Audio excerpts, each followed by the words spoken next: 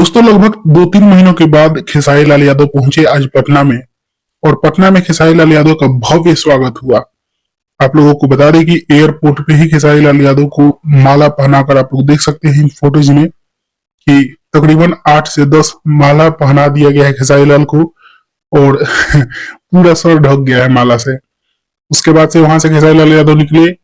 Annapurna films की तरफ से यानी कि अखिलेश कश्यप की तरफ से स्पेशल स्वागत में बैनर छपवाया गया था खेसारी लाल यादव के स्वागत में, और उन बैनर्स को चौक चौराहे पे लगाया गया है।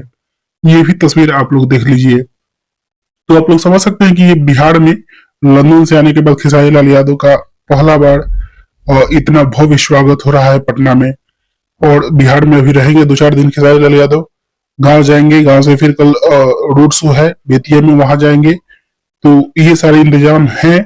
गाने के भी शूटिंग करेंगे, तो आप लोगों को आने वाले समय में अपडेट्स दिए जाएंगे। तो दोस्तों बस अभी के लिए इस वीडियो में इतना ही। आप लोग इस वीडियो को लाइक करिएगा, शेयर करिएगा। मैं मिलूंगा आप लोगों से एक नए वीडियो में, तब तक के लिए जय हिंद, जय भोजपुरी।